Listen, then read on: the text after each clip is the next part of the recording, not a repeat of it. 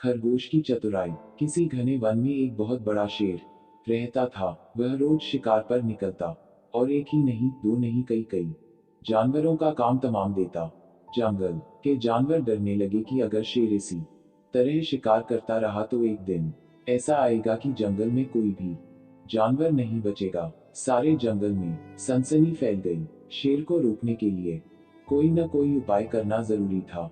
एक दिन जंगल के सारे जानवर इकट्ठा हुए और इस प्रश्न पर विचार करने लगे। अंत में उन्होंने तय किया कि वे सब शेर के पास जाकर उनसे इस बारे में बात करें। दूसरे दिन जानवरों के एक दल शेर के पास पहुंचा। उनके अपनी ओर आते देख शेर घबरा गया और उसने गरज कर पूछा, क्या बात है, तुम सब यहाँ क्यों आ रहे हो? जानवर दल के नेता ने कहा, महाराज, हम आपके पास निवेदन करने आए हैं। आप राजा हैं और हम आपकी प्रजा। जब आप शिकार करने निकलते हैं तो बहुत जानवर मार डालते हैं। आप सबको खा भी नहीं पाते। इस तरह से हमारी संख्या कम होती जा रही है। अगर ऐसा ही होता रहा तो कुछ ही दिनों में जंगल में आपके सिवाय और कोई भी नहीं बचेगा। प्रजा के बिना राजा भी कैसे रह सकता है? यदि हम सभी मर जाएंगे तो आप भी राजा नहीं रहेंगे। हम चाहते हैं कि आप सदा हमारे राजा बने रहें। आपसे हमारी विनती है कि आप अपने घर पर ही रहा करें। हर रोज स्वयं आपके खाने के लिए एक जानवर भेज दिया करेंगे। इस तरह से राजा और प्रजा दोनों ही चैन से रह सकेंगे। शेर को लगा कि जानवरों की बात में सच्चाई है। उसने पल भर सोचा, फिर बोला, अच्छी बात नहीं है, मैं तुम्हारे सुझाव को मान लेता हूँ। लेकिन याद रखना, अगर किसी भी दिन तुमने मेरे खाने के लिए पूरा भोजन नहीं भेजा तो मैं जितने जानवर चाहूंगा मार डालूंगा। जानवरों के पास तो और कोई चारा नहीं, इसलिए उन्होंने शेर की शर्त मान ली और अपने अपने घर चले गए। उस दिन से हर रोज शेर के खाने के लिए एक जानवर भेजा जाने लगा। इसके लिए जंगल में रहने वाले सब जानवरों में से एक एक जानवर बारी बारी से चुना जाता था। कुछ दिन बाद खरगोशों की बारी भी आ गई। शेर के भोजन के लिए एक नन्हे से खरगोश को चुना गया। वह खरगोश जितना छोटा था उतना ही चतुर भी था। उसने सोचा, बेकार में शेर के हाथों मरना मूर्खता है, अपनी जान बचाने का कोई न कोई उपाय अवश्य करना चाहिए और हो सके तो कोई ऐसी तरकीब ढूंढनी चाहिए जिसे सभी को इस मुसीबत से सदा के लिए छुटकारा मिल जाए। आखिर उसने एक तरकीब सोच ही निकाली। खरगोश धीरे धीरे आराम से शेर के घर की ओर चल पड़ा। जब वह शेर के पास पहुंचा तो बहुत देर हो चुकी थी। भूख के मारे शेर का बुरा हाल हो रहा था। जब उसने सिर्फ एक छोटे से खरगोश को अपनी ओर आते देखा तो गुस्से से बौखला उठा और गरज कर बोला, किसने तुम्हें भेजा है? एक तो पिद्दी जैसे हो, दूसरे इतनी देर से आ रहे हो। जिन बेवकूफों ने तुम्हें भेजा है मैं उन सबको ठीक करूंगा। एक एक का काम तमाम न किया तो मेरा नाम भी शेर नहीं। नन्हे खरगोश ने आदर से जमीन तक झुककर, महाराज, अगर आप कृपा करके मेरी बात सुन ले तो मुझे या और जानवरों को दोष नहीं देंगे।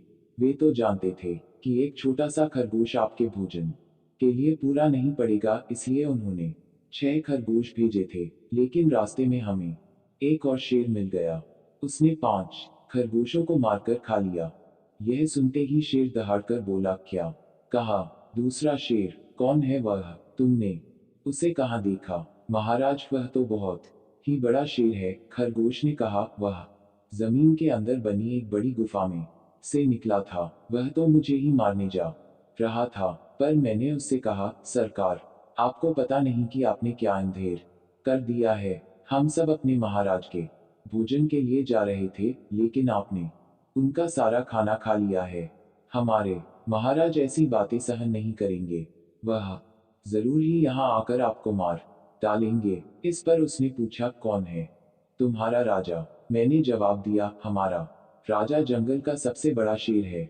महाराज, मेरे ऐसा कहते ही वह गुस्से से लाल पीला होकर बोला, बेवकूफ, इस जंगल का राजा सिर्फ मैं हूँ।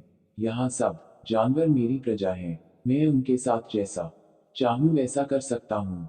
जिस मूर्ख को तुम अपना राजा कहते हो उस चोर को मेरे सामने हाजिर करो, मैं उसे बताऊंगा कि असली राजा कौन है।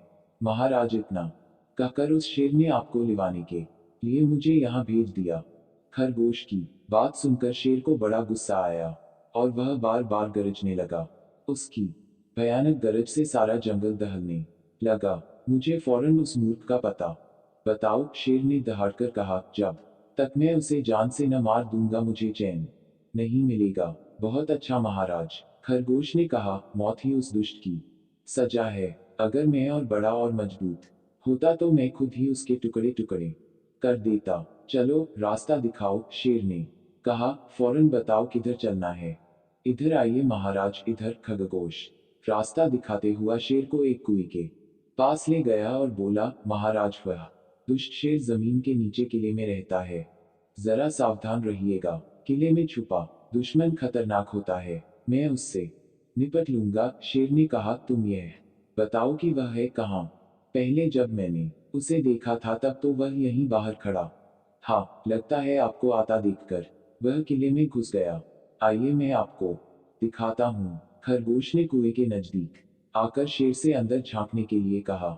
शेर ने कुएं के अंदर झांका तो उसे कुएं के पानी में अपनी परछाई दिखाई दी। परछाई को देखकर शेर जोर से दहाड़ा। कुएं के अंदर से आती हुई अपने ही दहाड़ने की गूंज सुनकर उसने समझा कि दूसरा शेर भी दहाड़ रहा है। दुश्मन को तुरंत मार डालने के इरादे से वह फौरन कुएं में कूद पड़ा। कूदते ही पहले तो वह कुएं की दीवार से टकराया, फिर धड़ाम से पानी में गिरा और डूबकर मर गया। इस तरह चतुराई से शेर से छुट्टी पाकर नन्हा खरगोश घर लौटा। उसने जंगल के जानवरों को शेर के मारे जाने की कहानी सुनाई। दुश्मन के मारे जाने की खबर से सारे जंगल में खुशी फैल गई। जंगल के सभी जानवर खरगोश की जय जयकार करने लगे।